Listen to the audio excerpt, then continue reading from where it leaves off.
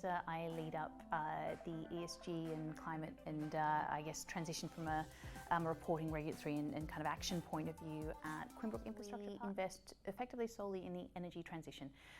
So long-term renewable energy investors across the team and now doing everything we can to support all the other areas of the energy transition and decarbonisation that need to happen.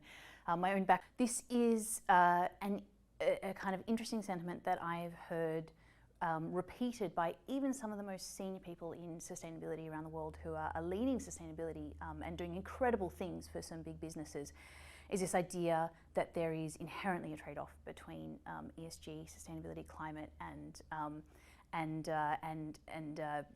financial performance.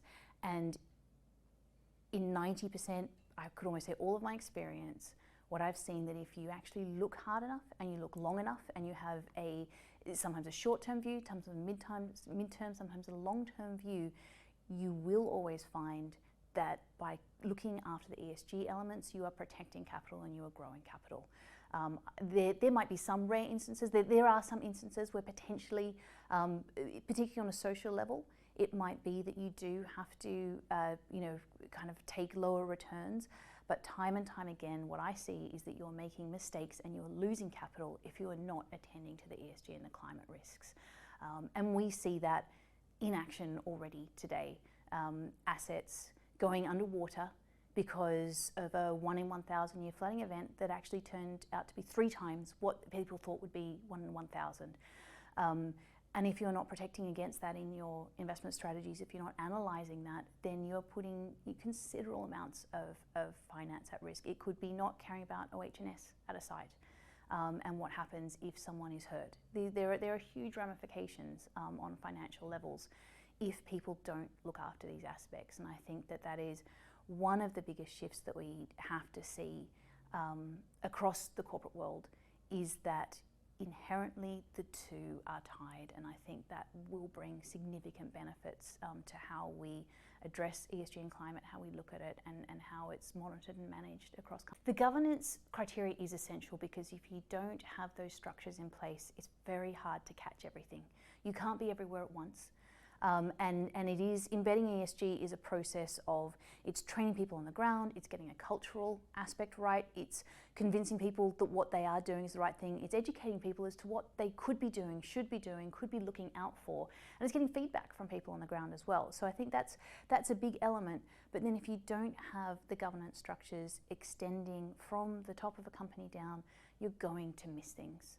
So for example, I'm on the investment committee of our firm, and that means that every time we have an investment that goes through, it cannot be, or it needs my vote, and my vote's not going to be there if I haven't seen all of the types of evidence that I need to see, and that completely changes the game in terms of how you're governing and how you're addressing ESG and climate across an investment strategy.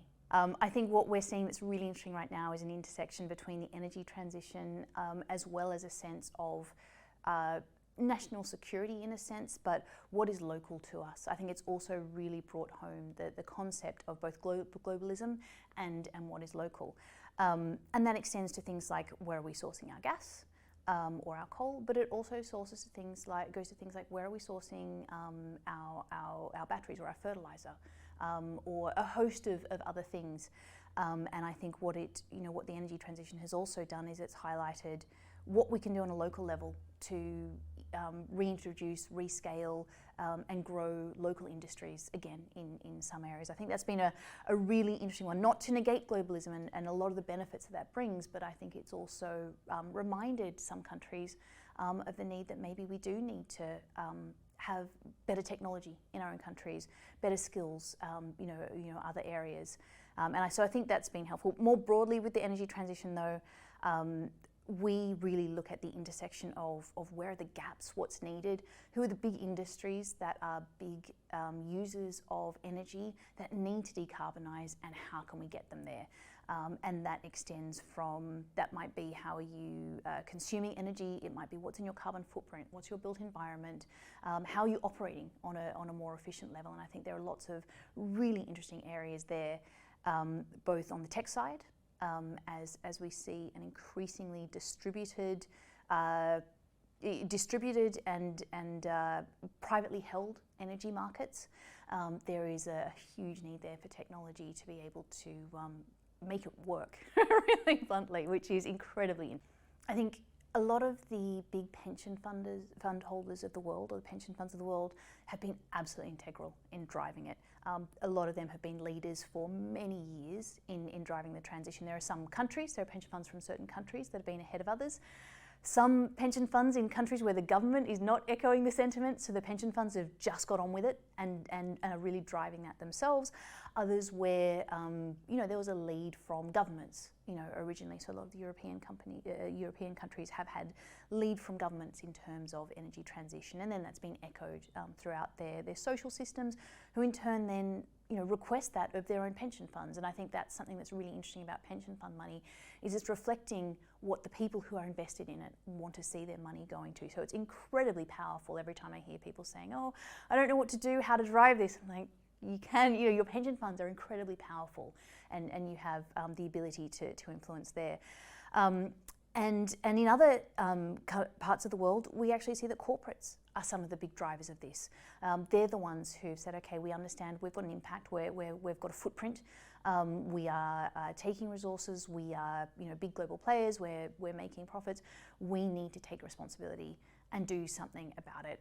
And some of that is because they have a social need to, some of it is their own staff are driving that. And some of it is also they can see regulations coming, and if they don't act first, they're going to be regulated. And what they want to do is to preempt that and say, what can we do before the governments need to get involved to improve what we're doing?